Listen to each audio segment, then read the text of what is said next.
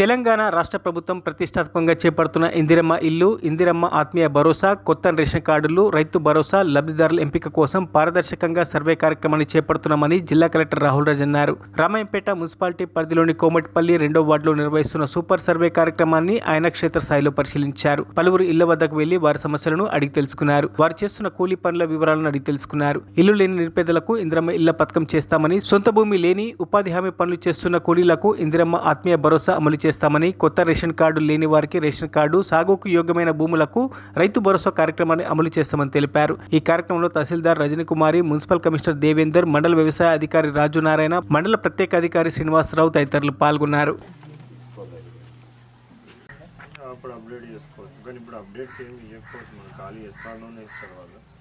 Update తర్వాత నాకు తెలిసి వాళ్ళు మీ సేవకు పోయి అప్పుడు అయినాక చేస్తారు. మొత్తం ఇల్లు 12 గుంటలు మనకు వస్తుంది సార్. అంటే 1200 రూపాయలు వస్తుంది. బెనిఫిషియరీ పేరు మీద వస్తుంది. ఇప్పుడు ఈ 12 గుంటలు. అందరికీ నమస్కారం.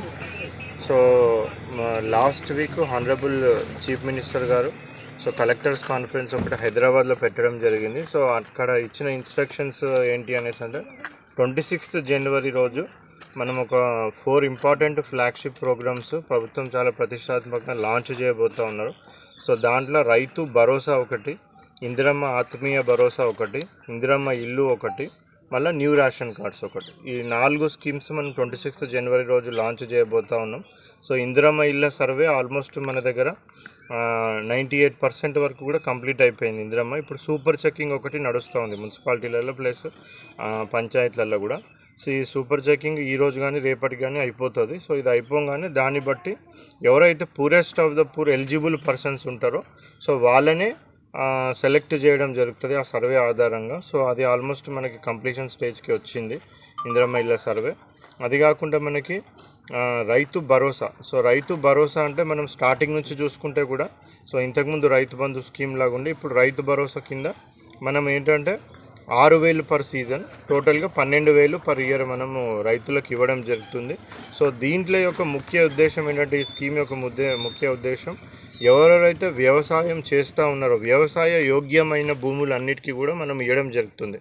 అంటే ఒకవేళ వాళ్ళు వ్యవసాయం చేసినా చేయకపోయినా కానీ ఆ భూమి కనుక వ్యవసాయ యోగ్యమైన భూమి అయితే సో వాటికి తప్పకుండా కూడా ఈ రైతు భరోసా అనేది 6,000, 12,000 పర్ ఇయర్ చొప్పున మేము ప్రభుత్వం ఇవ్వడం జరుగుతుంది. సో దానికి సంబంధించిన సర్వే కూడా revenue department plus agriculture department, so ఈ 2 డిపార్ట్మెంట్తో టీమ్స్ ఫామ్ చేసినాం. సుమారుగా మన జిల్లాలో 80 టీమ్స్ ఫామ్ చేయడం జరిగింది.